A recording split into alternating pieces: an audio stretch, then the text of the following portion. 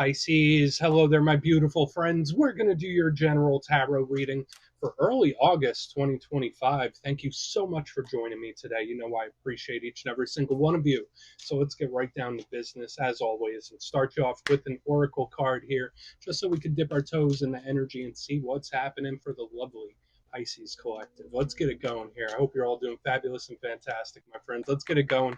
My guide, spirit team, talk to me. What do we got for Pisces, gang? What do you have for us in early August? What energies, messages, insights can we take a peek at? And yeah, we're just going to take a real quick look at this first card. Then we'll get into the full reading itself. And at the very end, I'll pull you a bonus card from the Shadowland Tarot, just to see what might be in the shadows or what shadow work you can lean into, which is always interesting. But let's get it going here. Let's rock and see what we got for Pisces. Get this first card going. What's the vibe? What's the energy here? The Pisces gang. Thank you very much. Okay. Investigate. All right, this is a rare one. I don't get to see this one too often. Definitely one of the first times it's popped up. Now, to me, this is a very curious type of card. It's a card of wonder. It's like, what's going on? What's happening over here? I don't think it's necessarily a bad thing, but there could definitely be various things like really piquing your interest right now, where it's like, no, I need to find out. I need to figure this out. I need to look deeper. If not that, maybe spirit's urging you to look at something a little deeper.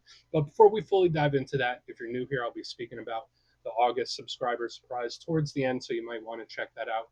And also, if you could kindly illuminate that like button by tapping it right on its third eye, I'd greatly appreciate it. But enough of the promo, back into the reading. Let's talk more in depth about this card. So I always say with this deck in particular, I like to go more intuitive. But yeah, when I see investigate and I look at all that imagery, to me, it's like, all right, either something has piqued my interest, or it's like, I want to know more. There's more than meets the eye, is what this is telling me. So again, if there's nothing right now that you were very curious about, there could be something coming up that really gets your curiosity going. And as part of the Pisces collective myself, I know that's something inherent to most Pisces, like the curiosity. Like once something has it, it's like we can't stop until we figure it out. Again, maybe there's something spirit wants you to investigate a little further. Maybe there's something where it's like, all right, well, maybe there's an angle that you're missing or something you don't quite see.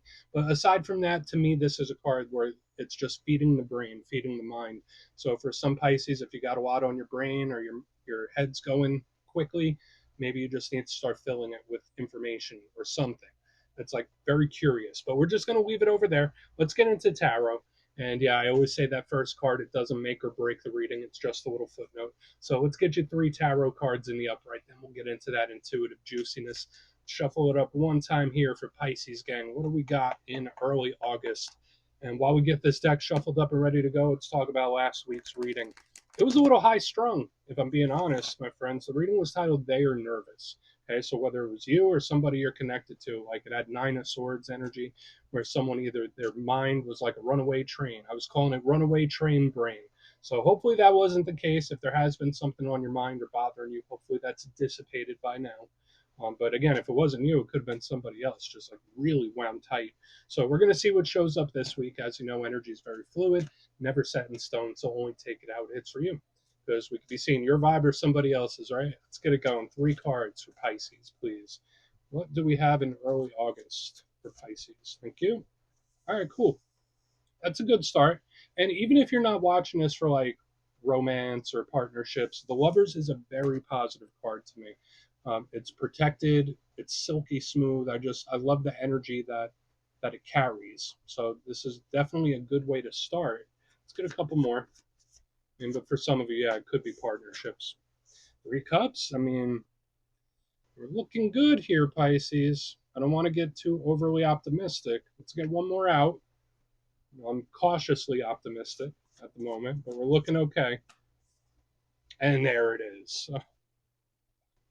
The devil himself. Okay, so I would say 2 out of 3 ain't bad, right? Like we have some really, really good energy, and then this devil chilling over there by himself. So again, that investigate energy, it's reminding me of that for some reason. So let's just go through. I'll give you some of the classical meanings and archetypes, and then we'll get into that juicy intuitive stuff.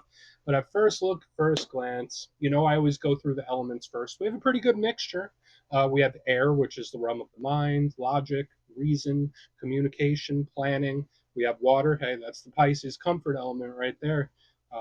emotions, feelings, creativity, and then we have Earth right back here with the devil. So again, Pisces can work with that energy, believe it or not. Like earthy energy isn't really a problem for Pisces because you could work with it in one way or another. We just really need to watch out when we get up to this point of the reading.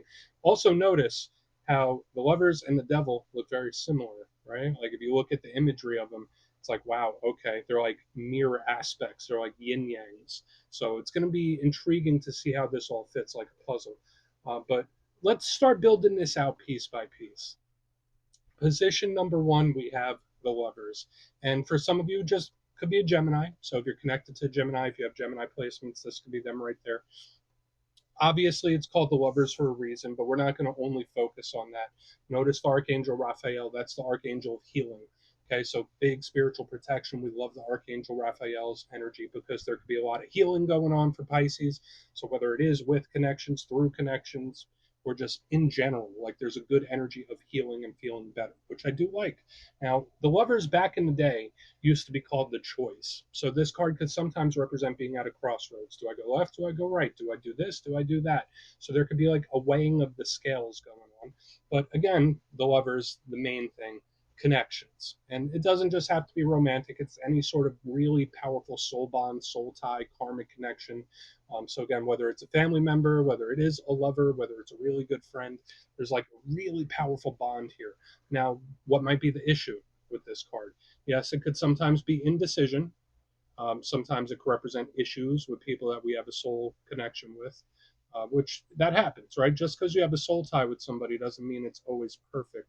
Either that or relationships are on the mind. Because even moving to the middle, we have the Three of Cups, very social type of energy here. And we see the three people, they're doing a cheers, they're having a good time, they're partying it up.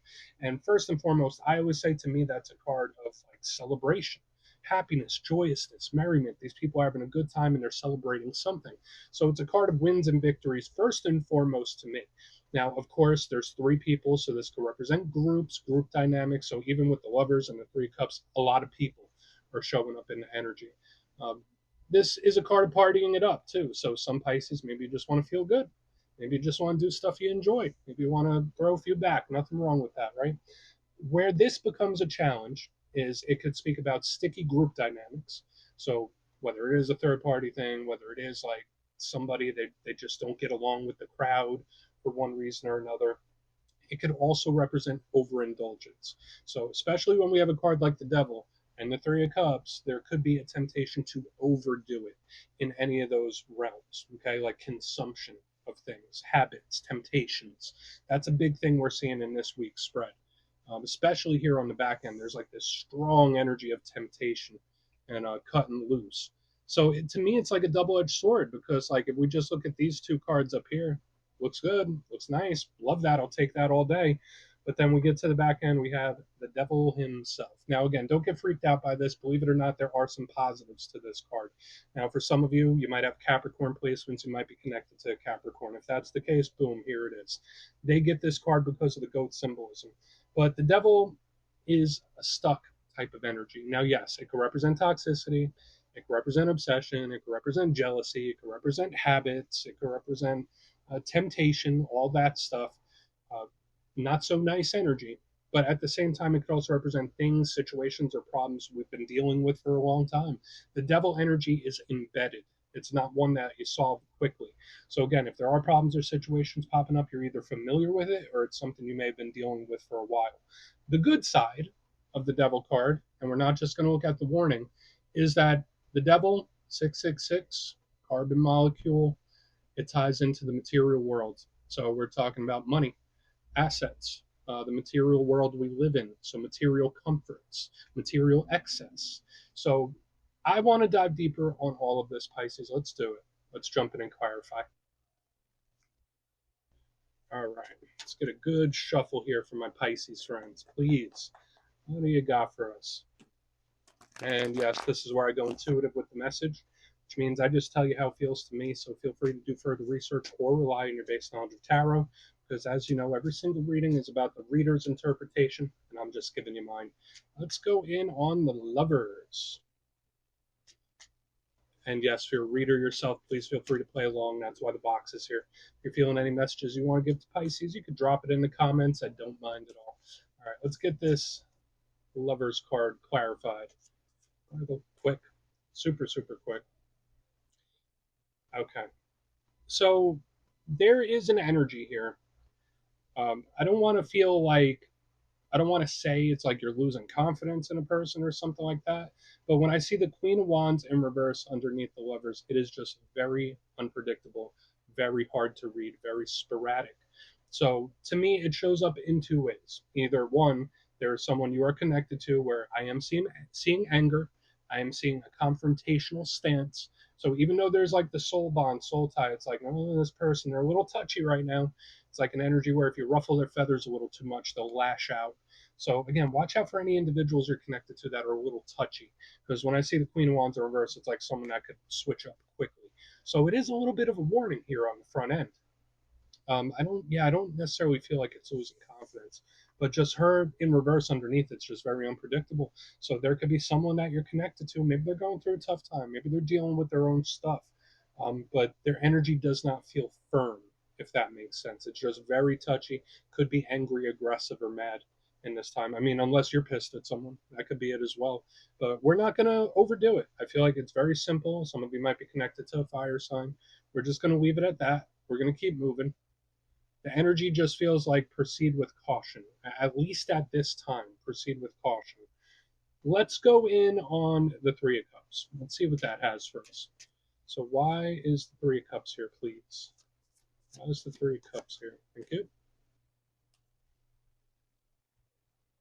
Unreliable. Very unreliable energy here. So we have the Eight of Cups in the upright underneath the Three of Cups. It's like an energy that comes in, has a good time, goes. It's like very touch and go. Um, I don't want to say it's like someone you need to beware of, but it's like I'm here for a good time, not a long time type of energy that is so specific. Now, for some of you, like it's kind of like a going away party too. I'm reading this like it's a personal reading. But yeah, when I see the Three of Cups, Eight of Cups, it's either I'm going up to the next level. So yeah, this could be a celebration, but part of it's like a going away party, retirement party. That's hyper specific. So obviously don't take that if that's not you. But yeah, when I see the Three of Cups, Eight of Cups, it's like I'm here, I have a good time, then I go. It's very touch and go, back and forth, here and there. So it does feed into this energy I see here in the front end, where it's kind of unreliable. Where it's like, yeah, the energy's happy, then it pulls away, then it's good and everything's perfect, then it goes this way. It's like curveball after curveball. It's a little maddening. Okay, so if there's anybody that's very touch and go like that, just be cautious. Like treat with caution.